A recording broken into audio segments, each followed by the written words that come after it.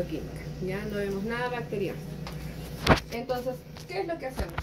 Como ya les ha indicado la ingeniera Yanela, ¿no? En todo el recorrido utilizamos insumos químicos, eso para empezar, para poder tratar el agua.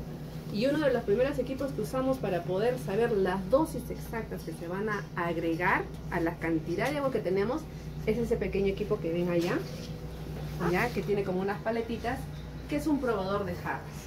Entonces, ¿eso qué nos va a permitir? Vamos a simular prácticamente el proceso de potabilización de agua en pequeño para llevarlo en grande, ¿ya? Entonces, esas pequeñas espátulas que ustedes ven son como paletitas que van a funcionar a hacer más o menos el reboce que ustedes han visto cuando ingresa el agua y da ese golpe y sale el insumo y todo comienza a mezclarse. Ya, esa simulación la vamos a hacer acá y nosotros vamos a ver la dosis óptima de acuerdo a la formación de flux. ¿Ya? Bueno, ahorita no está funcionando, ¿no? Porque bueno, nuestra practicante, que es la ingeniera también, Dianita, ahorita no se encuentra, está tomando las muestras porque todos los días tenemos que tomar muestras durante todo el proceso. Ingreso, sedimentadores, salida y reservorios. Y también se toma en las redes. Todos los días también hay una persona, que es el joven Joseph, que ahorita acaba de salir también a monitoreo. Todos los días se hace un monitoreo en la ciudad. Para ver los dos parámetros más importantes que nosotros tenemos que ver. Uno que es turbidez y otro que es cloro. ¿Y por qué el cloro es importante? A ver, ¿quién me dice por qué es importante el cloro?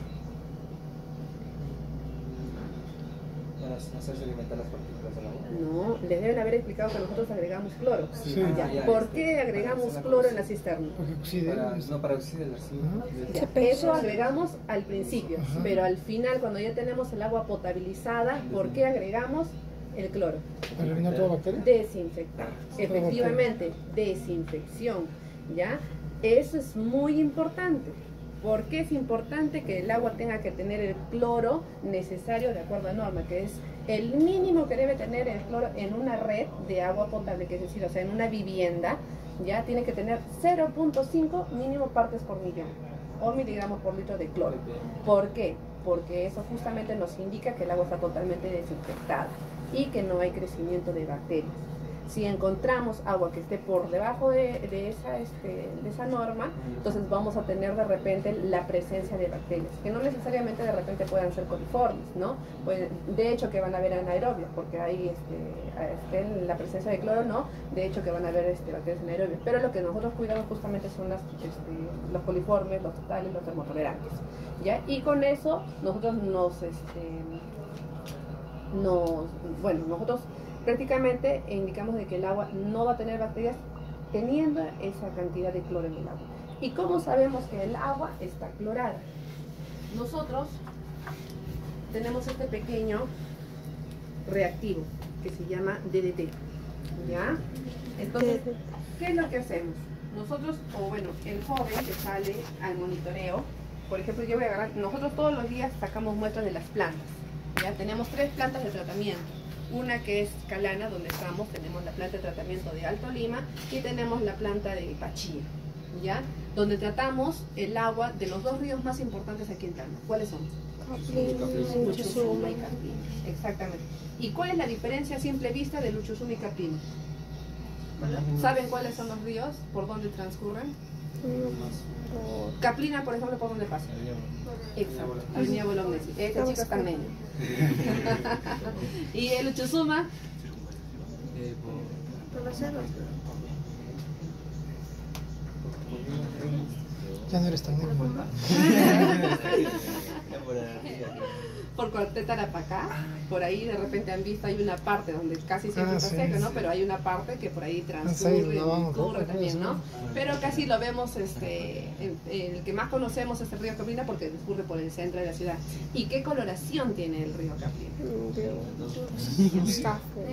Amarillo, ¿no? Amarillo, sí, a diferencia del río Chusuma, que prácticamente el río Chusuma es transparente.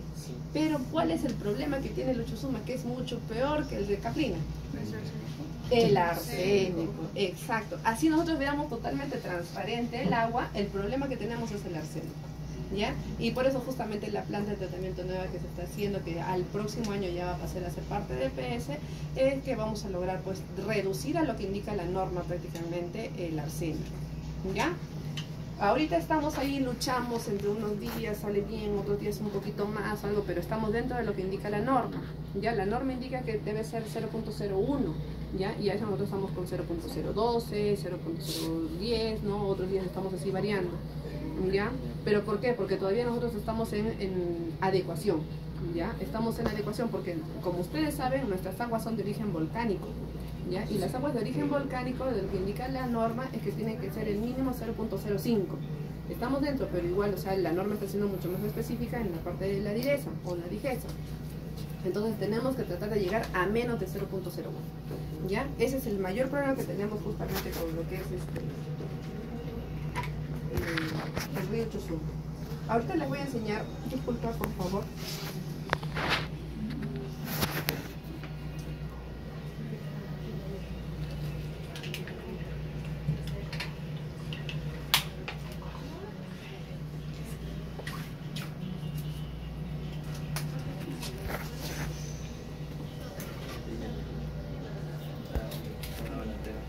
Antes se utilizaban tiras reactivas, antes se utilizaban otro tipo de reactivos para poder realizar el monitoreo. Sin embargo, ahora, como ustedes saben, todo avanza y ya tenemos pequeños equipos, ¿no? Este pequeño reactivo, ¿qué es lo que nos va a indicar? Cuando haya presencia de cloro en el agua, nos va a dar esta coloración. Como dicen en la universidad, siempre me acuerdo del profesor Rudy, decía rojo grosella. Sí. Ah, sí, Sí, grosella. ¿Ya?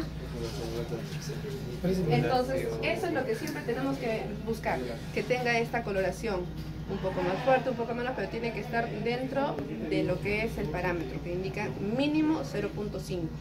¿Ya? Es el TDT, ¿no? Sí. DDT. Ah, DDT. Ah, ya.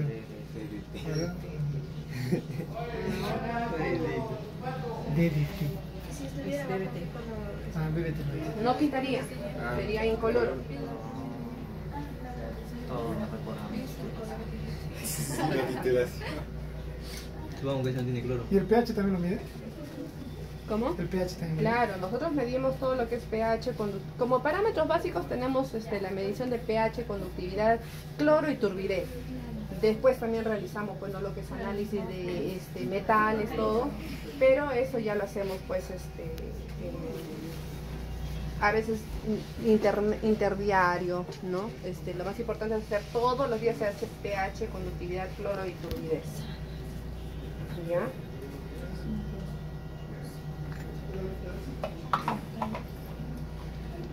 ¿Esa maquinita cómo se llama? Es un colorímetro. Colorímetro. Lo que te mide aquí es el color.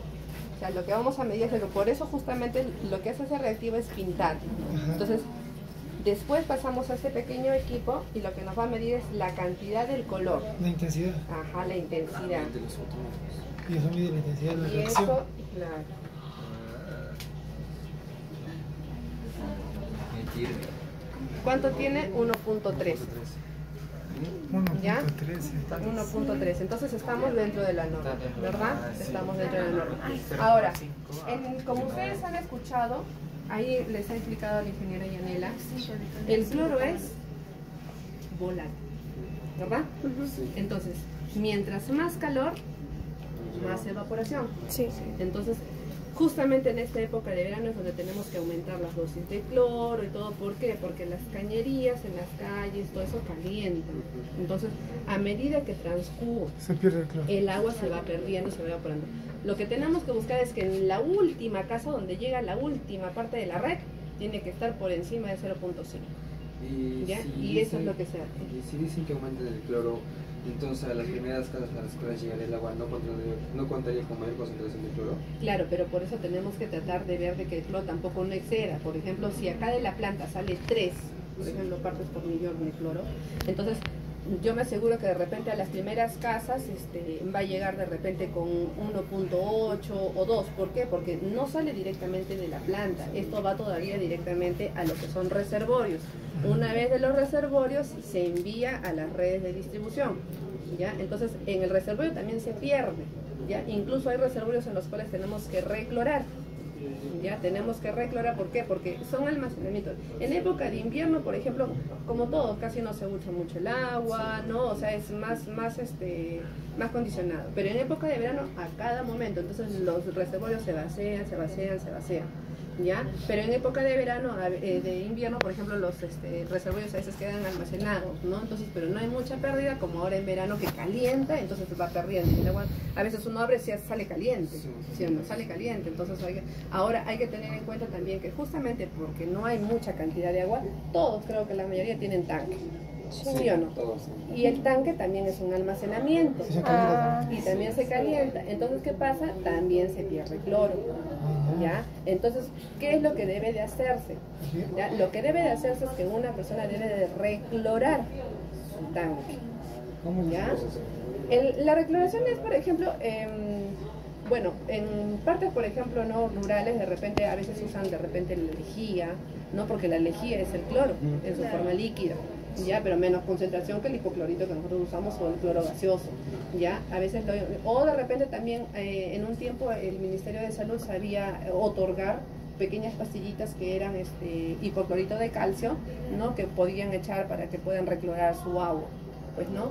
Pero eso ya es parte de lo que es Ministerio de Salud. ¿Por qué? Porque EPS llega solamente hasta la entrada de la vivienda, ya, no podemos entrar dentro de la vivienda del usuario. Ya nosotros enviamos el agua y hasta la entrada de la vivienda tiene que llegar con el cloro respectivo. Para adentro, si ya el usuario tiene tanque, eso tiene que reclorar o hablar con el Ministerio de Salud, ya, porque eso ya es otra cosa. ¿Ya? Después, para hacer metales, tenemos también este pequeño equipo que es un espectrofotómetro, ya, también mide color. Este es un multiparámetro que nos mide lo que es pH, conductividad. Y también tenemos un equipo allá que es de absorción atómica. ¿Ya? Ese pequeño equipo, ¿no? Nos mide también lo que son metales. Los metales más importantes como son el arsénico, el boro, el aluminio, ¿no? Todo. Ahorita, bueno, no está funcionando y también ya prácticamente es pasado. Ahora ya en la nueva planta tenemos otros equipos más modernos, tenemos también equipos de fluorescencia, tenemos equipos. Ahora de repente no vamos a ver los equipos porque todavía no está pasando a EPS, recién van a iniciar las pruebas para el funcionamiento de la planta. ¿Ya? Pero eso en todo caso es lo que hacemos aquí en el laboratorio de físico-química. ¿Sí? Entonces, vamos afuera ahora, de repente ahí afuera hay algunas preguntas más que tengan.